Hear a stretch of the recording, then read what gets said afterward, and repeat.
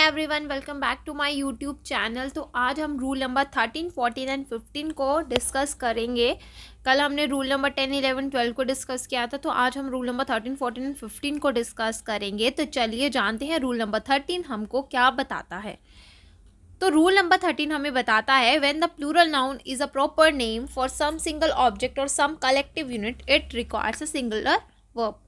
अब इसमें कहता है अगर प्लूरल नाउन है आपके पास, जब आपके पास एक प्लूरल नाउन होता है तो वो किसी का अगर प्रॉपर नेम है, तो वो अगर किसी का प्रॉपर नेम है, इसके ऊपर आपको ध्यान से इसे पढ़ना है कि ये क्या कहता है कि अगर आपके पास कोई प्लूरल नाउन है, प्लूरल नाउन यानी एक से ज़्यादा नाउन है, तो वो अगर हमारे पास प्रॉपर नेम है, किसी का प्रॉपर नेम है फॉर सिंगल सब ऑब्जेक्ट या सम कलेक्टिव यूनिट के लिए, जैसे किसी का नाम होता है ना, आप किसी को एक पर्टिकुलर नाम दे देते हो, चाहे वो कलेक्शन में ही क्यों ना कोई चीज़ हो, है ना, तो उसके लिए ये कहता है, तो वो उसमें क्या होगा कि वो उसमें प्लूरल नाउन के साथ हम सिंगुलर वर्ब का यूज़ करेंगे। जैसे कि एग्जाम्पल से आप समझ जाएंगे, जैसे कैंटरबरी टेल्स।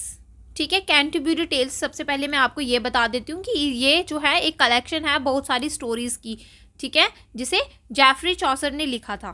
ठीक है, मिडल एजेस में उसे कैंटरबरी टेल्स को जॉफ्री चॉसर ने लिखा था। ठीक है, तो ये जो है ये बहुत सारी कलेक्शन है स्टोरीज़ की। ठीक है, the Canterbury Tales was written by Chaucer. ठीक है, जैसे यहाँ पे लिखा है द कैंटरबरी टेल्स, यानी ये प्लूरल नाउन है। ठीक है, यानी ये कलेक्शन है, लेकिन कलेक्शन है तो ये इसमें है टेल्स, यानी आपको दिखने में पढ़ने में ये क्या लग रहा है, प्लूरल नाउन लग रहा है तो ये प्लूरल ही नाउन, लेकिन इसके बीच में क्या है, ये कलेक्शन है, ये कलेक्शन है। कलेक्शन को एक प्रॉपर नाम दिया गया है जिसका नाम दिया गया है कैंटरबरी टेल्स। ठीक है, it is a collection of many stories, बहुत सारी स्टोरीज हैं ये। ठीक है, लेकिन ये आई थिंक, अब मुझे इतना कुछ खास याद नहीं है, लेकिन आई थिंक ये 700 या 1700 अराउंड इतनी सारी स्टोरीज हैं ये। ठीक है, उसकी कलेक्शन है। तो जब ये कलेक्शन को एक नाम दिया गया है कैंटरबरी टेल्स, ठीक है, जो कैंटरबरी टेल्स है तो ये एक नाम है, कलेक्शन का नाम है। ठीक है, तो इसके साथ क्या है, वॉज लगेगा, यानी सिंगुलर वर्ब लगेगा, जैसे कि आपने अकॉर्डिंग टू अवर रूल कि यहाँ पे क्या लगेगा, सिंगुलर वर्ब लगेगा। Okay, the United Nations was established in 1945। अब यूनाइटेड नेशंस, यूनाइटेड मतलब इसमें इसके बीच में कितने सारे नेशंस हैं, है ना, कितने सारे मतलब राष्ट्र इसमें ये यूनाइट हुए हैं। ठीक है, तो ये एक क्या है, ये भी कलेक्शन है कुछ नेशंस की। ठीक है, लेकिन इसके साथ जो है वो क्या लगा है, क्योंकि इसका ये एक कोई प्रॉपर नेम है, इसीलिए इसके साथ क्या लगा है, वॉस लगा है। Lamb's tales is an interesting book. अब एक बुक है, इंटरेस्टिंग बुक है, जिसका नाम है लैम्स टेल। ठीक है, अब लैम्स टेल जो है वो क्या है, वो है तो ये प्लूरल नाउन है, लेकिन इसका ये एक प्रॉपर नेम है, इसीलिए इसके साथ इसका यूज़ हुआ है। चलिए रूल नंबर 14 को देखते हैं। अब रूल नंबर 14 देखते हैं क्या बोलता है। When a plural noun denotes some particular amount और quantity considered as a whole, the verb is usually singular. अब देखो यहाँ पे कहता है कि अगर आपके पास, जब आपके पास प्लूरल नाउन होता है तो वो डिनोट करता है कुछ पर्टिकुलर अमाउंट को या कुछ क्वांटिटी को, तो जिसे हम कंसीडर करते हैं एज अ होल, एक यूनिट मान के चलते हैं, एक यूनिट मान के चलते हैं, तो वर्ब जो है वो हमेशा सिंगुलर ही रहेगा। अब देखिए एग्जाम्पल से समझते हैं, जैसे हम बोलेंगे 50 rupees is not a big amount. अब देखो, अब हम यहाँ पे 50 रुपीज़ की बात कर रहे हैं। 50 रुपीज़ यानी अगर आपके पास एक नोट है 50 रुपीज़ का, ठीक है, I am not talking about coins, I am talking about note. Okay, बात करते हैं नोट की, एक 50 रुपीज़। लेकिन हमने क्या किया, जब 50 रुपीज़ का हमारे पास नोट है तो हम उसे क्या बोलेंगे, कंसीडर करेंगे होल।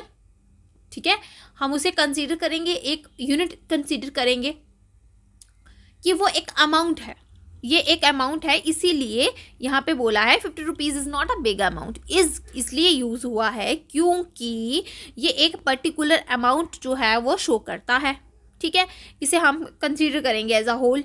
ठीक है, अब आप इसमें ये तो नहीं करोगे ना, हमें पता है कि ये प्लूरल नाउन है। ठीक है, हमें पता है कि ये प्लूरल नाउन है क्योंकि रुपीज़ है ना, लेकिन जब आप एक नोट की बात कर रहे हो, जैसे मैंने आपको बोला यहाँ पे हम कलेक्शन की बात ये है, तो ये बहुत सारे पैसों की, रुपीज़ की कलेक्शन है, लेकिन हम यहाँ पे सिर्फ पर्टिकुलर एक ही चीज़ की बात कर रहे हैं। वो क्या कर रहे हैं, 50 रुपीज़ की बात कर रहे हैं, इसीलिए यहाँ पे हमने इसके साथ वर्ब जो है वो सिंगुलर यूज़ किया, यानी इज यूज़ किया।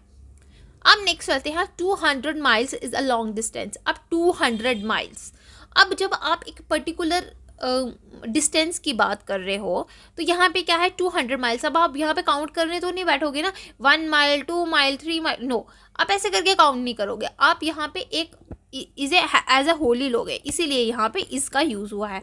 60 years is now an average age. तो अब आप यहाँ पे ईयर बाय ईयर तो गिनना बैठोगे नहीं, सीधी सी बात है। यहाँ पे जब आप एक पर्टिकुलर अमाउंट या क्वांटिटी की बात करते हो तो वहाँ पे क्या है, हमारा इसका यूज़ होगा। 2 litres of milk is enough. चलिए अब इसमें देखिए यहाँ पे एक और चीज़ है, वो चीज़ क्या है, इसी के साथ है वो, उसमें आपने थोड़ा कंफ्यूज नहीं होना है बिल्कुल सिंपल है, लेकिन आपको उसमें थोड़ा ध्यान से देखना है। क्या है, कुछ नाउन्स जो होते हैं वो सिंगुलर होते हैं इन फॉर्म, ठीक है, लेकिन हम उनका मीनिंग जो होता है वो प्लूरल होता है, इसलिए हम उसे प्लूरल वर्ब ही लेते हैं, ठीक है। जैसे अगर हम बात करें 5 डजन्स कॉस्ट 20 रुपीज़ ओनली, मतलब यहाँ पे 5 डजन्स की बात करते हैं। आपको पता है ना 1 डजन में 12 होते हैं, है ना, 1 डजन इक्वल्स टू 12। तो कोई भी चीज़ होगी वो 12, जैसे आगे बनानास की बात कर ले, तो अगर आप बोलोगे कि मुझे 1 डजन बनाना चाहिए तो उसमें कितने बनानास आएंगे, 12। तो जैसे यहाँ पे 5 डजन्स की बात की गई है, तो यहाँ पे 5 डजन यहाँ पे बोला हुआ है कि कुछ नाउन जो होते हैं वो प्लूरल होते हैं, सिंगुलर दिखते हैं, लेकिन हम क्या करेंगे, उनका मीनिंग जो होता है वो प्लूरल होता है, इसलिए हम उसके साथ प्लूरल वर्ब का यूज़ करेंगे। तो आपको हमेशा याद रखना है, ये डजन वजन वाली बात जहाँ पे आएगी ना, वहाँ पे आप उसको हमेशा क्या लेके चलना, प्लूरल ही लेके चलना, ठीक है, क्योंकि डजन्स को आप तोड़ नहीं सकते हो, ठीक है। डजन्स आपको पता है यहाँ पे 12 डजन, 1 डजन में 12 को काउंट किया जाता है, ठीक है। चलिए नेक्स्ट की बात करते हैं। नेक्स्ट है रूल नंबर 15। तो रूल नंबर 15 देखो क्या कहता है, देखो rule number 15, sentences beginning with phrases like a crowd of, a herd of, a group of, a regiment of, team etc take a singular verb though the word after of are plural। अब इसको एक minute ध्यान से सुनिएगा, क्योंकि कल भी हमने रूल नंबर 12 में देखिए क्या पढ़ा था, सॉरी रूल नंबर हमने 10 में क्या पढ़ा था वो देख लीजिए। एक सॉरी मैंने रूल नंबर 12 बोल दिया, रूल नंबर 10 में देखिए हमने क्या पढ़ा था। रूल नंबर 12 में 10 में हमने पढ़ा था, जब हमारी बात हुई थी, सॉरी रूल नंबर यहाँ पे, हाँ 10 और 12 की बात की है, क्योंकि वहाँ पे हमने ऑफ का यूज़ किया था, ठीक है। वहाँ पे भी दोनों में हमने क्या किया था, यूज़ किया था ऑफ का। लेकिन रूल नंबर 10 में क्या था, रूल नंबर 10 में हमारे पास इनडेफिनिट नंबर्स थे, ठीक है, वहाँ पे क्या था, इनडेफिनिट नंबर्स थे। और रूल नंबर 12 में जब हमने बात की थी तो वहाँ पे हमने क्या किया था, वहाँ पे फ्रेजेस थे, लेकिन वो अनकाउंटेबल थे। वो क्या चीज़ें थी, वो अनकाउंटेबल थी, ठीक है। लेकिन अब जब ये वाला देख रहे हो ना, जब आप रूल नंबर 15, तो इसमें क्या है, इसमें आपको कलेक्टिव दिखेंगे, कलेक्टिव नाउन्स दिखेंगे, ठीक है। यहाँ पे आपको कलेक्टिव नाउन्स दिखने वाले हैं। लेकिन रूल नंबर 10 में आपने इनडेफिनेट नंबर्स देखे थे, ठीक है, इनडेफिनेट नंबर्स देखे थे। लेकिन जब हमने रूल नंबर 12 की बात की, वहाँ पे हमने अनकाउंटेबल नाउन्स के बारे में बात की थी, ठीक है। लेकिन अब जो है रूल नंबर 15 में हम कलेक्टिव नाउन्स के बारे में बात करने वाले हैं। तो कलेक्टिव नाउन्स को देखिए, वहाँ पे उसमें क्या क्या कहा है, सेंटेंसेस जो है वो फ्रेजेस, इन फ्रेजेस से स्टार्ट होते हैं, जैसे a crowd of, a herd of, a group of, a regiment of, team sheep. तो ये सब जो चीज़ें आती हैं तो इनमें हम सिंगुलर वर्ब का यूज़ करते हैं, जबकि क्या है, हालांकि वर्ड जो है आफ्टर ऑफ जो होता है वो हम प्लूरल यूज़ करते हैं, है ना। लेकिन यहाँ पे क्या है, यहाँ पे सिंगुलर यूज़ करेंगे, ठीक है। अब चलिए बात करते हैं कैसे, एग्जाम्पल को देखते हैं। A crowd of people was shouting slogans. अब मैंने जैसे आपको बता दिया कि रूल जब यहाँ पे कहता है तो रूल क्या कहता है कि जब हम कलेक्टिव का यूज़ करेंगे तो कलेक्टिव के साथ हमने वॉज का सिंगुलर वर्ब का यूज़ करना है। तो यहाँ पे हमने क्या कर लिया, वॉज का यूज़ कर लिया अ क्राउड ऑफ पीपल के साथ। फिर आता है अ हर्ड ऑफ बफेलोज। तो बफेलोज की बात कर रहे हैं, तो यहाँ पे क्या है, इसके साथ भी हमने वॉज का यूज़ किया। A group of intelligent students, ठीक है, a group of intelligent students. यहाँ पे ग्रुप की बात की गई है, यहाँ पे हर्ड की बात की, यहाँ पे अ का यूज़ किया गया। एक ग्रुप, एक भीड़, किसकी, पीपल्स की। एक हर्ड किसका, बफेलोज का। एक ग्रुप किसका, इंटेलिजेंट स्टूडेंट्स का। तो यहाँ पे हमने क्या किया, यहाँ पे हमने सिंगुलर वर्ब का यूज़ किया, जैसे कि वॉज एंड हैज़, ठीक है। ये रहा हमारा आज का जो भी हमारे रूल्स थे। तो होप करती हूँ आपको ये रूल्स बहुत अच्छे से समझ आए होंगे और कंफ्यूज नहीं होना है सारे कि सारे रूल्स को रिलेट करके देखना है, अपने नोट्स बना लीजिए, बिल्कुल भी आपको कंफ्यूज नहीं होना है, क्योंकि ये थोड़े से तो सिमिलर हैं।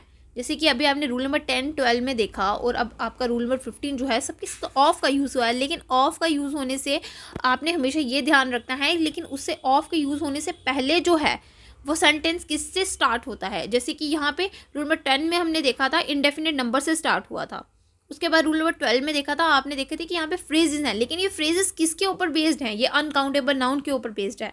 लेकिन जब हमने रूल नंबर 15 की बात की तो ये जो है ये सेंटेंसेस जो हैं ये फ्रेजेस से स्टार्ट होते हैं, लेकिन ये कौन से फ्रेजेस से स्टार्ट होते हैं, ये कलेक्टिव नाउन के फ्रेजेस से स्टार्ट होते हैं। तो इसको हमेशा ध्यान में रखना है कि आप जो हैं वो किस तरह का फ्रेज़ या किस तरह का आपका सेंटेंस जो है वो कहाँ से स्टार्ट हो रहा है। ठीक है, तो तब तक के लिए आप मुझे दीजिए इजाज़त। अब मिलेंगे कल नए वीडियो के साथ, तब तक के लिए thank you and bye bye.